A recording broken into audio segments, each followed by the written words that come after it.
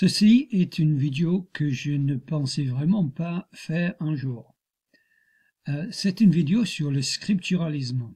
Alors, le scripturalisme, c'est l'idée que la Bible seule est la vérité. C'est-à-dire que, en dehors de la Bible, nous ne pouvons pas affirmer que quelque chose est vrai. Toute la vérité vient de la Bible. La Bible a le monopole sur la vérité. Et c'est une idée que je défends. Il n'y a pas beaucoup de chrétiens qui sont des scripturalistes, mais je le suis et je le défends. Et ici, nous avons à l'écran un monsieur très intelligent. Il s'appelle Jordan Peterson. C'est un Canadien. Il est très connu au Canada et dans le monde anglophone pour avoir défendu le droit à la liberté d'expression, notamment concernant une loi canadienne il y a quelques années qui voulait obliger les gens à utiliser un certain langage concernant la communauté LGBT. Et Jordan Peterson s'est opposé à cette loi qui n'est pas passée finalement, notamment en grande partie grâce à lui, je pense. Et donc, à partir de ce moment-là, il est devenu très connu parce qu'il articule très bien sa pensée.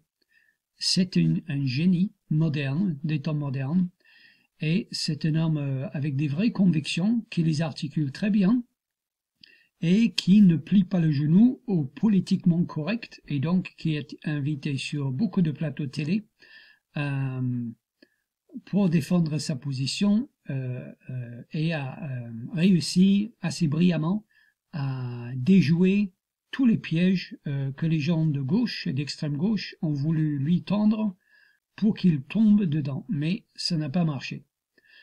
Et aujourd'hui, en tout cas au moment où cette vidéo a été filmée, Jordan Peterson a été invité sur un podcast de Joe Rogan. Alors Joe Rogan, ce n'est pas quelqu'un que je suis, mais il a un podcast qui est très suivi apparemment sur Spotify. Il est plus suivi, Joe Rogan, que CNN, NBC et toutes les chaînes américaines confondues.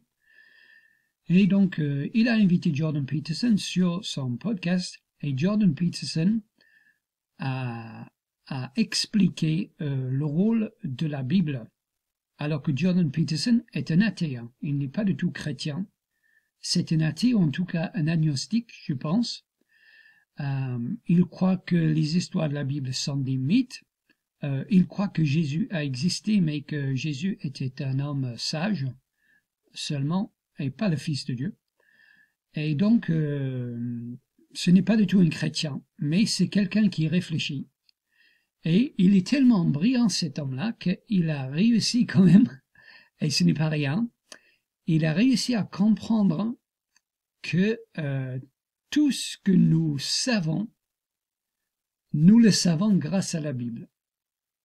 Et là, quand il a dit ça, j'étais époustouflé parce que c'est la position scripturaliste, que toute la vérité vient de la Bible. Et donc, je pensais quand même, j'avais envie de faire cette vidéo et de traduire cet extrait de Jordan Peterson. Je mettrai le lien de la vidéo d'origine dans la description. Vous pouvez aller le regarder si vous voulez. Je vais le traduire parce que, en fait, c'est la position logique. Jordan Peterson est arrivé de lui-même à la position logique et cohérente du scripturalisme. Alors, pour un chrétien comme moi, c'est évident que c'est la position logique, c'est la position rationnelle de tout chrétien, le scripturalisme, mais ici c'est un non-chrétien qui est arrivé à cette position pas un raisonnement logique. Et là je dis chapeau bas, Jordan Peterson. Et donc si lui, un athée, ou un agnostique en tout cas, peut arriver par son raisonnement à cette position, eh bien, mes amis chrétiens, je pense que là, le bal est dans votre camp. Je me demande pourquoi maintenant vous refusez la conclusion logique de l'idée que la Bible est la parole de Dieu, et la conclusion logique est que seule la Bible nous donne la vérité et donc que le scripturalisme est vrai. Donc voici ce que dit Jordan Peterson dans son interview avec Joe Rogan. Si nos catégories de pensée disparaissent, surtout les fondamentales, alors la civilisation disparaît. Parce que la civilisation est une structure des catégories. La civilisation est une structure des catégories que nous partageons. C'est comme ça qu'on voit les mêmes choses et qu'on peut en parler. Pas exactement les mêmes choses, sinon il n'y a aucune raison d'en parler. Mais en général, on a un fondement où nous sommes d'accord. Et ce fondement, c'est la Bible, si tu ne le savais pas. Alors, je me promenais dans le musée de la Bible à Washington. C'est un super musée. Donc, la structure, c'est que la Bible, ce que j'ai compris, juste cette semaine, c'était super de m'y promener car c'est présenté par ordre chronologique, étage par étage, l'histoire de la Bible. C'est l'histoire du livre.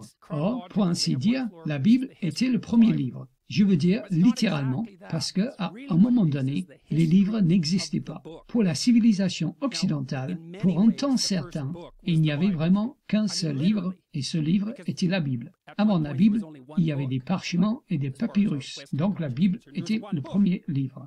Et on a commencé à assembler des textes écrits, et ils sont passés par toutes sortes de transformations technologiques.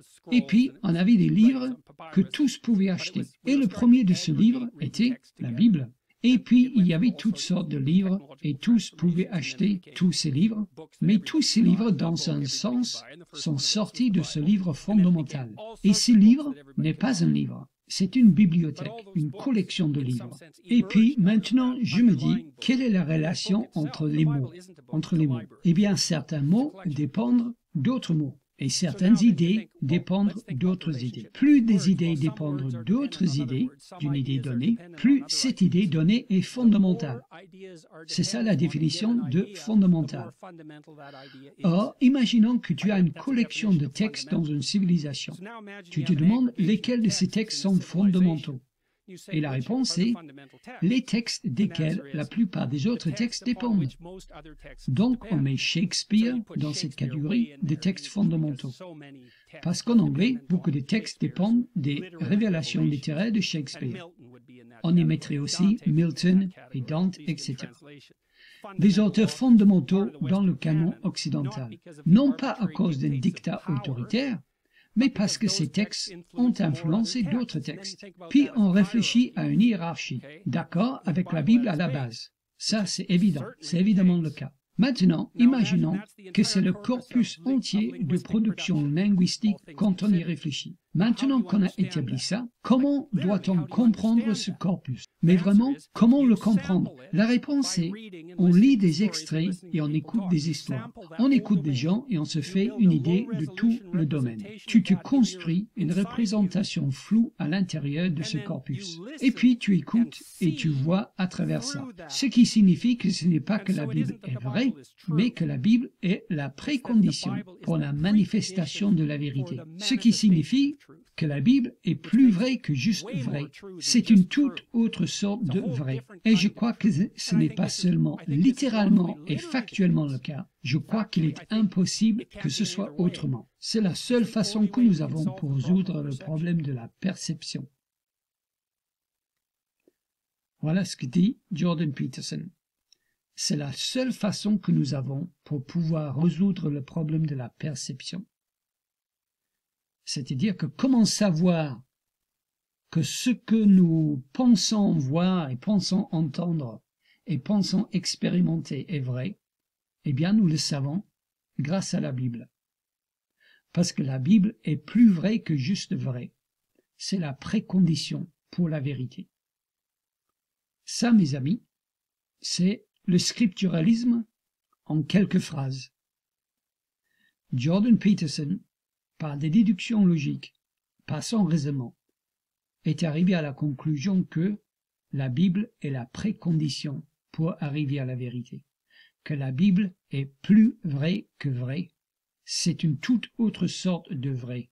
Et moi je dirais, la Bible est la vérité, c'est cette sorte de vrai, la Bible est la vérité, et Jordan Peterson dit que nous avons besoin de la Bible pour résoudre le problème de la perception, c'est-à-dire que de juger nos perceptions et notre expérience à travers la lumière de la Bible.